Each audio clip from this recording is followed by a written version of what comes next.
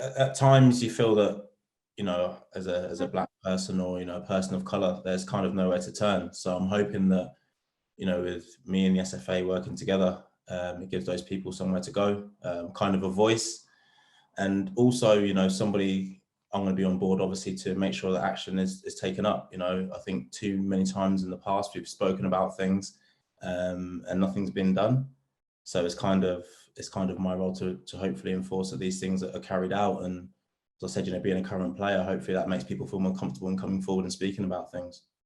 In terms of, obviously, you know, what's going on now within the game, you know, I think this is a huge step. If I'm totally honest, you see what's going on in other parts of Europe. I think the SFA are ahead of these other places, and now they've put this in place. You know, as I said earlier on, I think they're kind of going to be the trendsetters, and, you know, whatever FA should be aspiring to try and do. I think there's a huge pressure on social media companies now to come out and really say that they're standing with us. And when I say they're standing with us, I mean, you know, anti-racists against, you know, the non-racists against the racists, basically. And I think for too long they've sat on the fence and kind of hid behind their screen, so to speak. Now it's time for them to come and do something, because it's happening every single day now. Every match you see somebody, you know, will make a mistake and they'll be racially abused, and we've all had enough of it. You know, not just, you know, people of colour, everyone's had enough of it.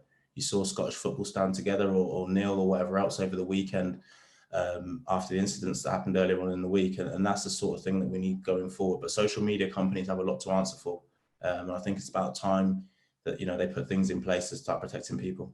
I think now it's got to a stage where we don't feel that people are being protected when, you know, racial abuse is thrown out there.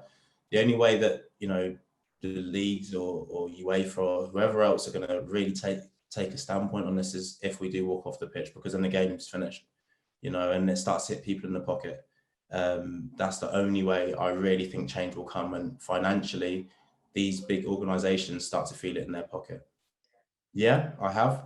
And, you know, I'll be honest, we've all decided that should somebody be racially abused on a football pitch, then we'll all walk, you know, and that's a relief for me as a captain. I say relief, you know, that's a good thing for me to hear as captain of the football club.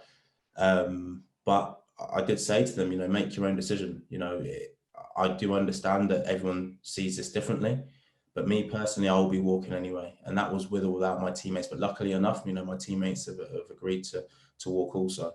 So, you know, Livingston Football Club, you know, us as a team will be walking, you know, should somebody be racially abused on the pitch.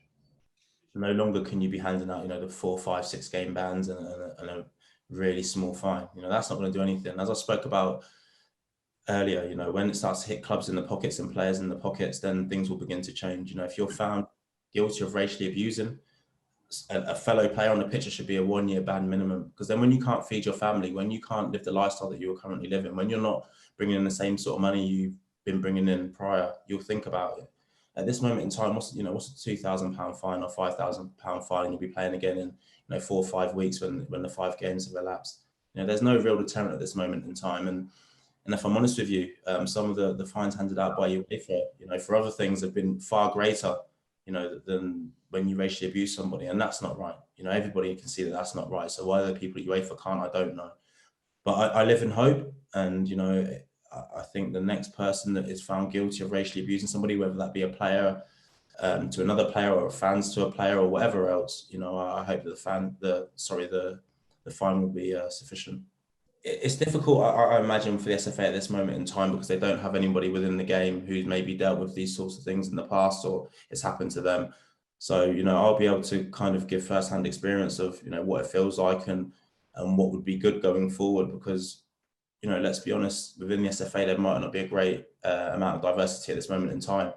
So, you know, I'll be able to help on that kind of front, and, you know, that will kind of be my main job, to work very, very closely with them. And as I said earlier, to take the ideas from the players, you know, to the SFA and see if we can find like a middle ground and how we, you know, attack that going forward.